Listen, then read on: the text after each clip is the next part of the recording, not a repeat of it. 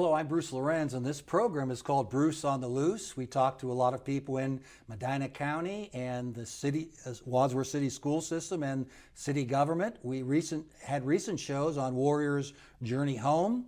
We also did a show on Habitat for Humanity. Tom O'Connell was good enough to join us for a second show. And the dedication for that house on Durling Drive is going to be this Sunday. So we're looking forward to that in addition to the city. Today, Krista Wasowski is with us. She is the commissioner of the Medina County Health Department. And Krista, thanks so much for joining me. And I'm really looking forward to the show because on every show I do, I really learn a great deal. What about your educational background? Yeah, well, I have a master's degree in public health. At the time, it was from the College of Medicine. Now the public health program has its own college at The Ohio State University. And I also happen to have a master's degree in social work administration, agency administration. Other positions you've held in your professional career? Mm-hmm. I started in public health at the Richland Health Department. I did work for them. I was their director of their health promotion division. Then I became a health commissioner down in Morrow County, which is south on 71. I was there for 8 years as their health commissioner, and now I'm here in Medina County. I'm sure those jobs enabled you to kind of get a good look at the needs and the concerns that people have, and I'm sure it really helped to have that foundation for Medina County. Absolutely. Richland and Morrow were kind of a mix. Morrow was very rural, but Richland had more urban. So here Medina is that mix. We have a mix of our cities and then certainly our townships and our more rural villages. And so how long have you been here as the commissioner of Medina County? It's hard to believe, but this is my 10th year here. Wow, congratulations. Yeah, thank you. How is the health department organized? Yeah, the health department, well, the public wouldn't really see the organization, but we're in 4 functional areas.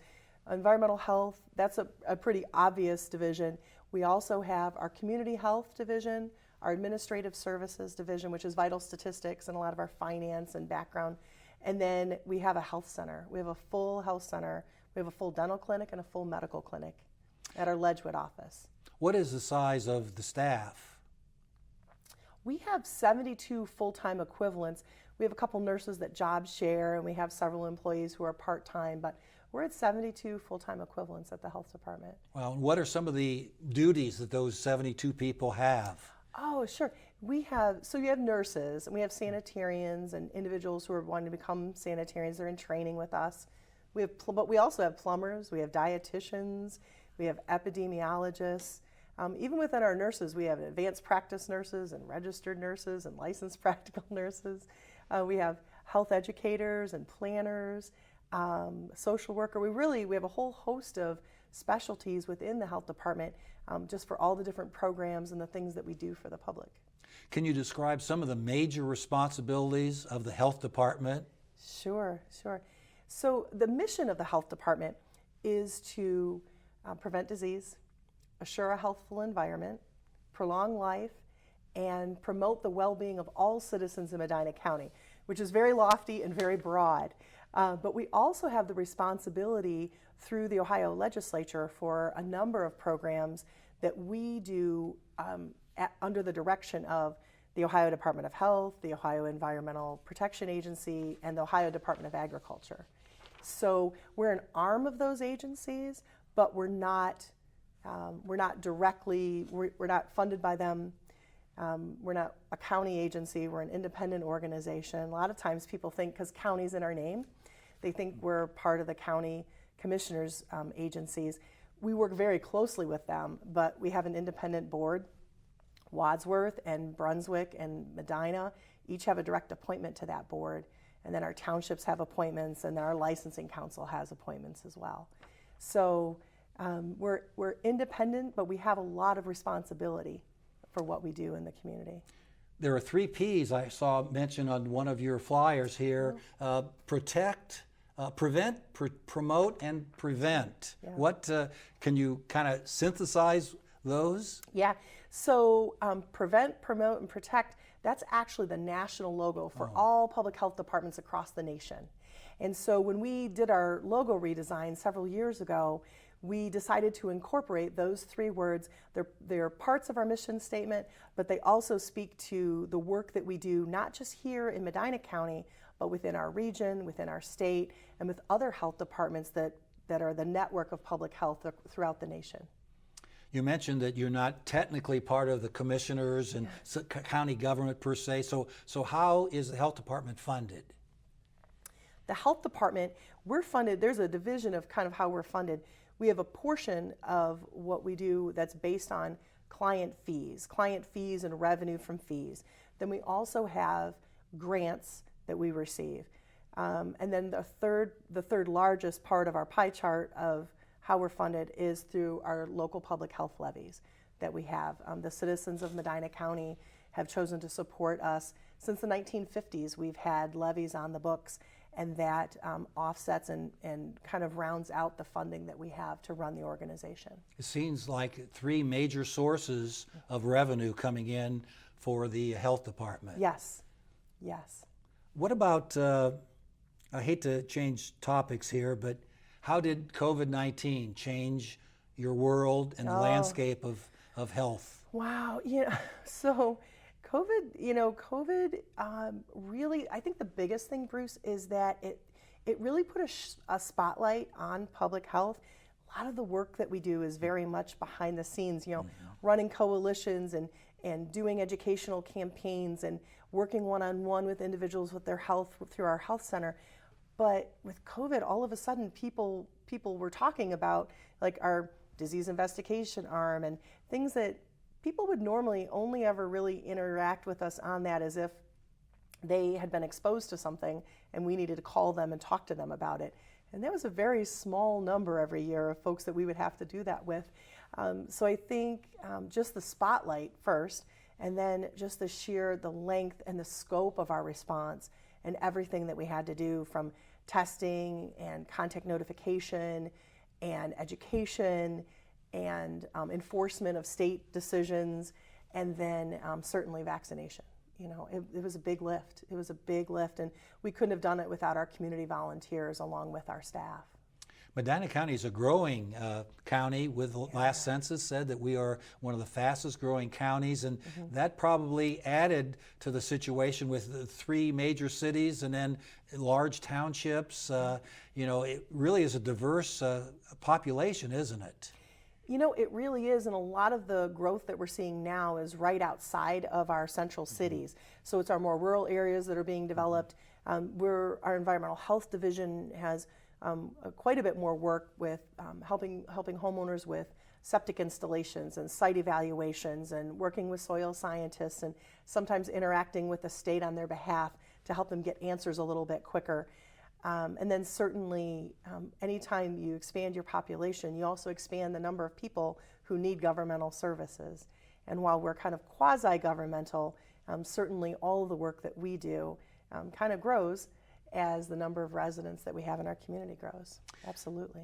Was there any possibility during all these extra things you were asked to do, did you get more employees, or did you again have to rely on those volunteers to help get everything organized? Yeah, we contracted with some workers to bring in some extra help for us. The state, at some point, the state then also had state contracts. It just takes them time to work through their process. So they were able to bring in some contractors that could help do some of that work as well. But for the most part, it was our staff and all of our volunteers. So, did the health department organize at Medina High School the educators coming in, getting shots, and also the fairgrounds where citizens were able to go ahead and with scheduling ahead of time get shots? Yeah, the school, so we did Cloverleaf. I don't know if you remember, during that period of time, they were the only school that wasn't in session yet. So we did a special clinic for those teachers to help get them and their students back into the classroom. Actually, Drug Mart stepped up and did the educators, which was a tremendous ease for us, for them to bring in their vaccinators.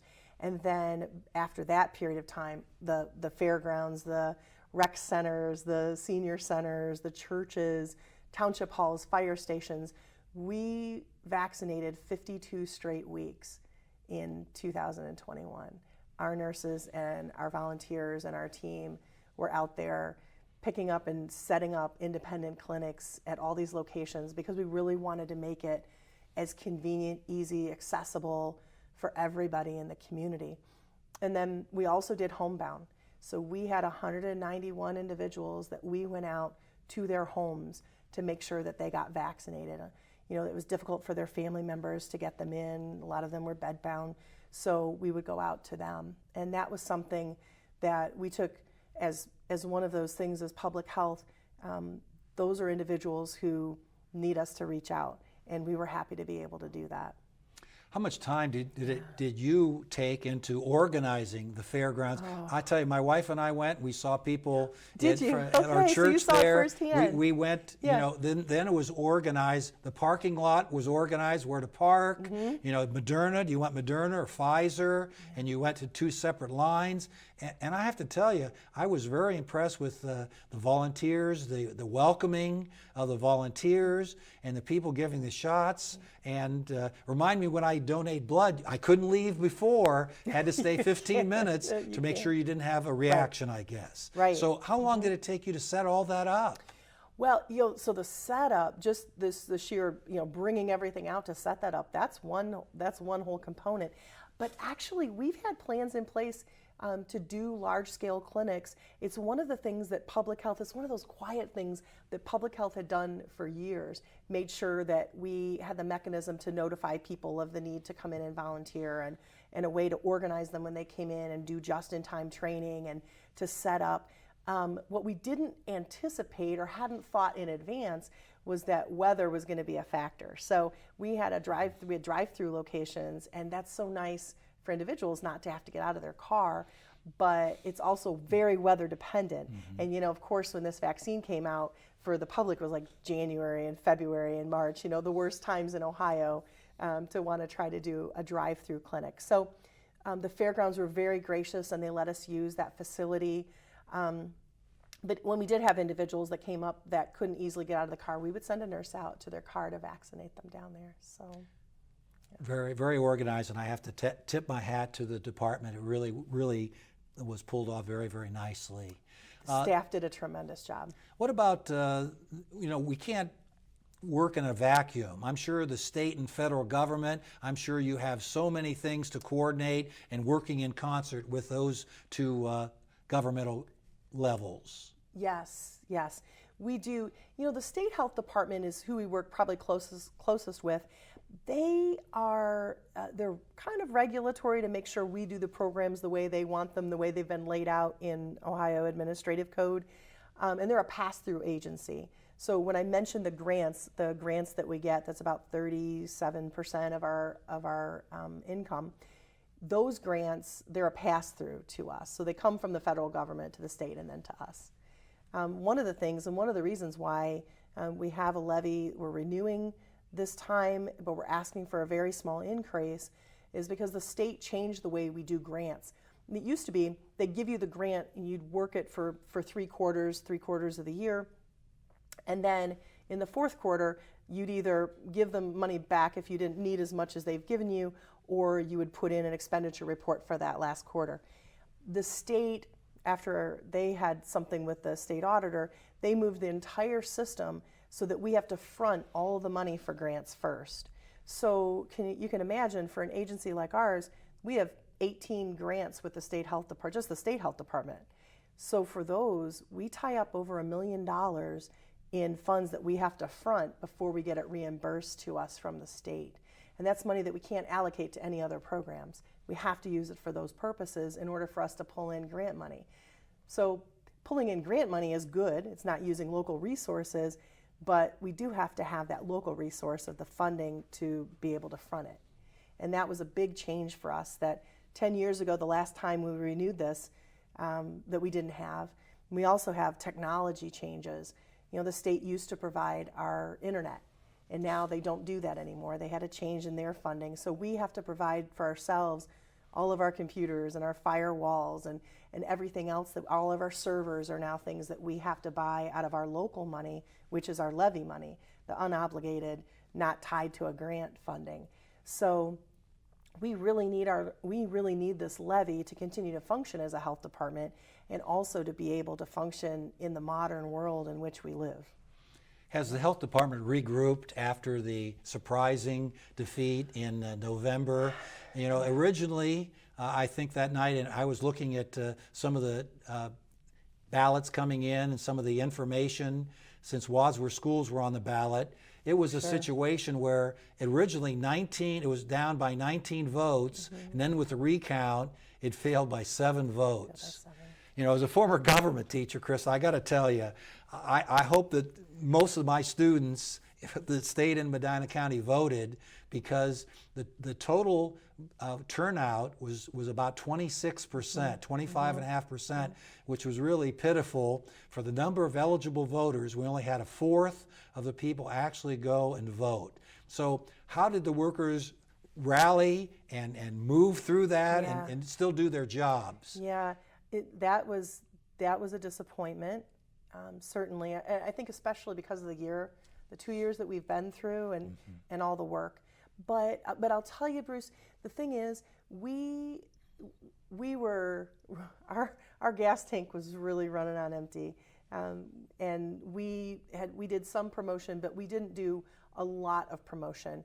The levy has been on for a very long time, but I'm not sure that we did our due diligence with the voters to explain to them, the increase is $5.24 a year on a $100,000 valuation. We didn't explain that the levy in total is only $14.70 a year for a $100,000 valuation. Those are things, the facts that we didn't really get out to all of the voters. And that's something that we're doing differently this time. We're making sure that we reach out. We're doing a lot of promotion. We have flyers. We have some bigger signs that are going up. So we're really trying and making sure that people know that actually that we lost in November, because we've had some people say to us that you're on again, weren't you just on? And I said, well, we're on again because we didn't pass, and people didn't know that. And I think some of it was people maybe just assumed, because it's public health, because it's a long-standing levy, it's a small amount, they just assumed that it passed. And so we don't want to leave anything to chance this time. We really want to answer questions that the public has. We want to make sure that people know the facts and that they know that the programs that this supports are really across all divisions. Things that are grant funded, things that have fees attached to them, they may get a smaller amount of levy funding that needs to kind of round them out. And some programs are completely levy funded.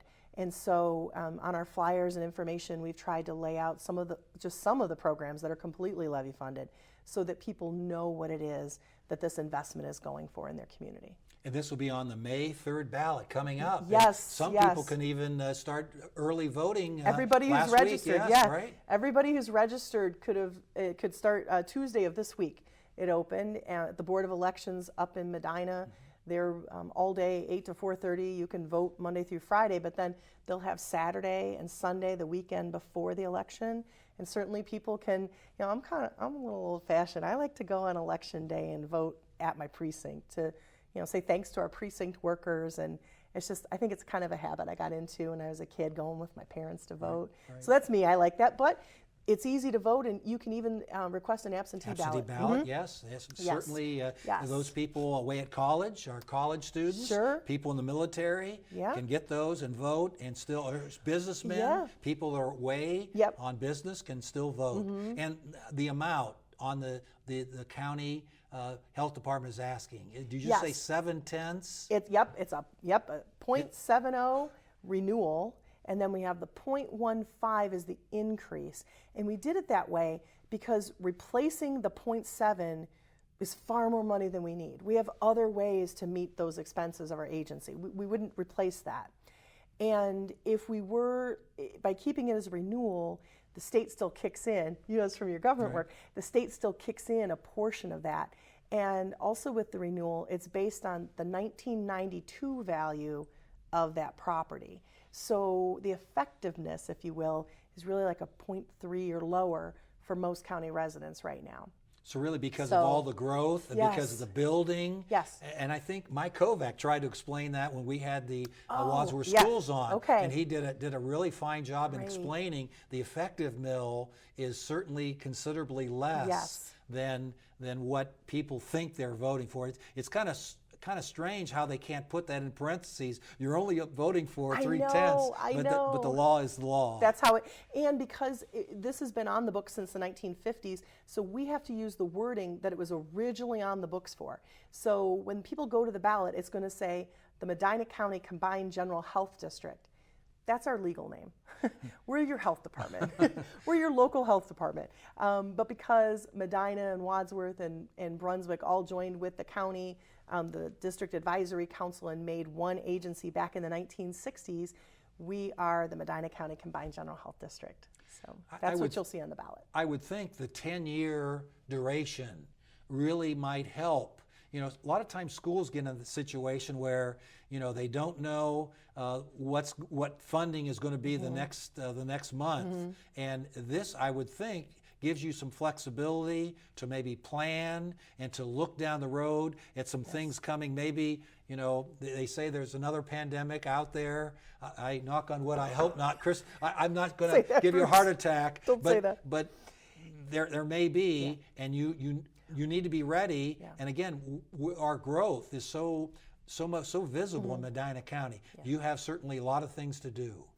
We do. And for us, we listen to our community. We work with a lot of organizations and individuals to recognize emerging needs within our community, and that's where levy funds that aren't restricted to a particular program can make us very flexible and nimble in addressing those needs. And I'm thinking of back opiates, when opiates they're still a concern, but when we were just having the tragedy of deaths and individuals really affected terribly. You know, that's how we started a Narcan program. That's how we started the opiate task force and bringing everyone together to talk about solutions. You guys here in Wadsworth had done a tremendous job just within your community of doing that, bringing the lessons learned from what you had done to other parts of our county. You know, those are things that we were able to do with staff who could be paid out of levy funds. So we really, for us to be able to continue to address emerging needs and to continue to operate, that's why we need the levy so much.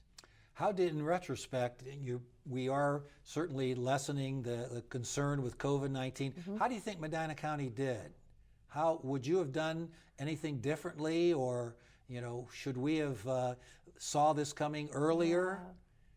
You know, no, I don't think so. I've seen it coming earlier, but I think, and it was one of those, and it was probably one of the biggest difficulties for us as a county, is that we are so close to Cleveland and we're so close to Akron, and they're very urban centers, and we have individuals that travel and work and do things in other counties. And so when we saw cases spiking in our neighbors, that affected our county.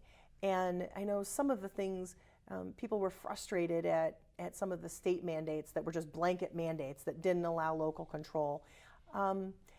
There were things that we did that were local control that the state probably didn't approve of, but they were right in conversations with our schools and our businesses. And it was that balance the whole time, Bruce. It was that balance of stopping disease progression and also preserving some level of cohesiveness with our communities, and certainly the vibrancy of our communities and the mental health needs of our children, our adults.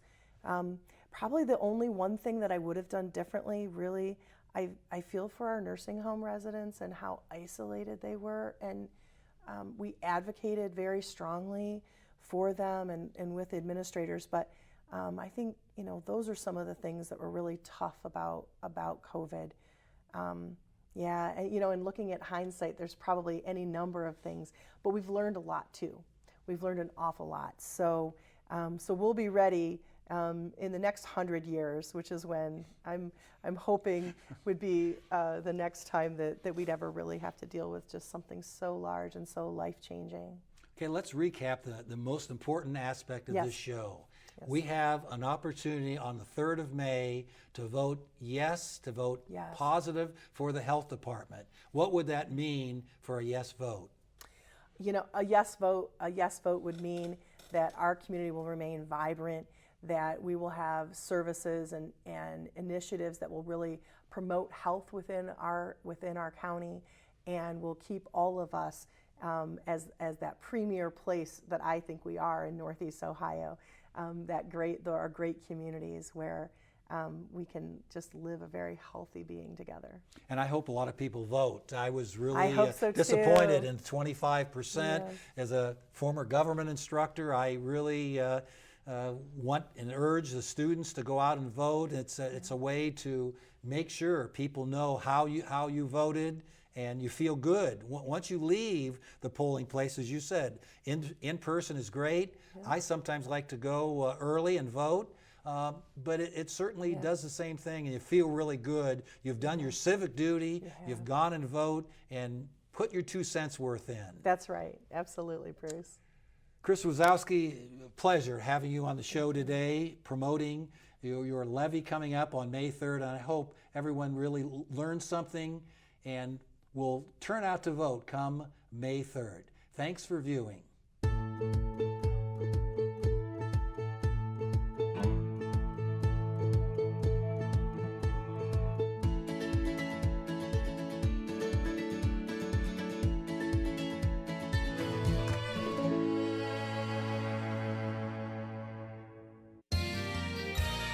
You are watching WCTV, Wadsworth Community Television.